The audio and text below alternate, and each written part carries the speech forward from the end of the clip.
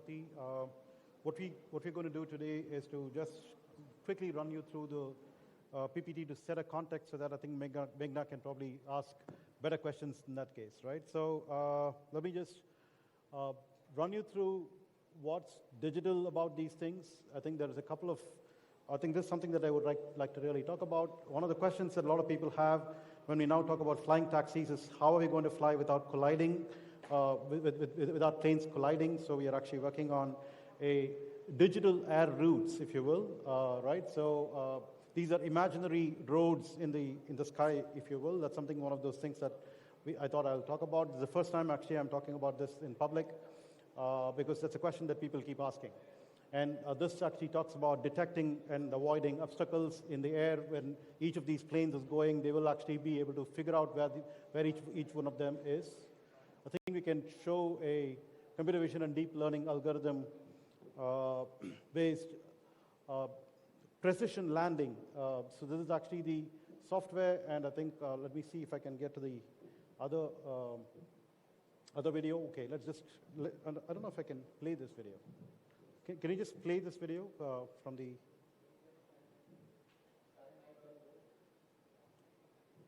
Well, right. So this is where we are. We are actually into doing a subscale prototype. It's the largest of the drones, if you will. In fact, we showcased this to the Civil Aviation Minister earlier today in Bangalore. It's right now in Bangalore, and it's going to go back to Chennai for further testing.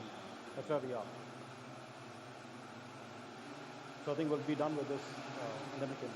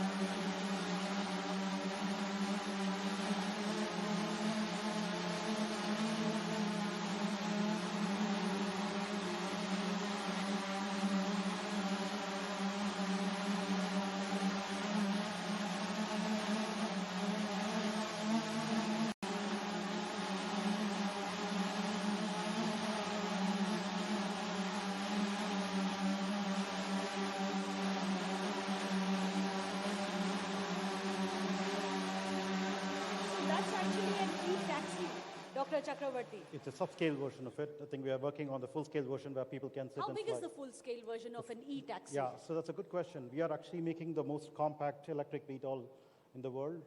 So our full-scale version will actually be about 6 meters wingtip to wingtip.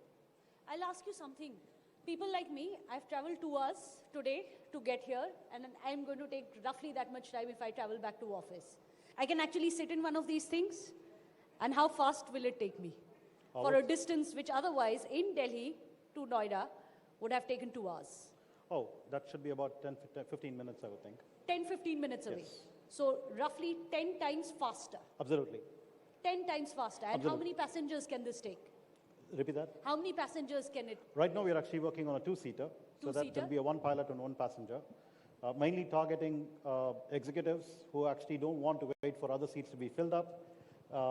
Because if you think about it, most of the taxi travel, right? Look at airport taxis or any of those things, it's actually single passenger travel, right? So about 2/3 of taxi travel is about single passenger. That's a market that we're targeting. So 2 people can sit in one of these. This is, of course, a prototype. The full-size design that you are building, 2 passengers, 1 pilot can actually take off. And what's very interesting, when I was seeing this video, it's a vertical takeoff and a vertical landing. It doesn't need any space. There's no infrastructure required. You can literally land it anywhere. Absolutely. That's exactly the point. So it can go to anyone's office building. How much space does it take? Can we land one here? We are yeah, of course. I think we're looking at about a 3-bedroom apartment worth of space, like about 1,500 square feet at the most. Yeah.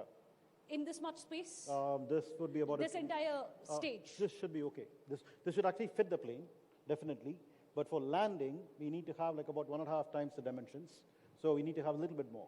I think the width of the stage would be okay, but not the length of the stage would be okay, but not the width. You must explain to our viewers and all the people in the audience what a vertical takeoff and a vertical landing is, because we all understand planes. They would need longer runways. That's something that we, I believe, need to understand in something like this. Fundamentally, like you can see the model over there, yes. right? So it takes off like a drone, but it actually flies like a plane. And how safe is it? Oh, it's actually pretty safe, because there are 2 levels of safety in this. First of all, there is an entire weight of the aircraft can be balanced by the vertical rotors that are lifting it like a drone, because that's what is actually making it take off. But while it goes as a plane, it's designed in such a way that the entire wing can take the weight of the plane. So you have a backup. If one thing fails, the other thing will actually come to the rescue. So for example, if the vertical rotors fail, you can actually glide to safety, except that you need to probably look for something that's with a short runway kind of a distance, right? Maybe in the middle of a road or something.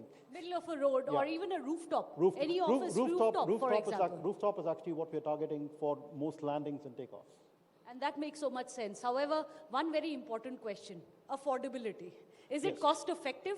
Yeah. Can people like me actually afford something like this?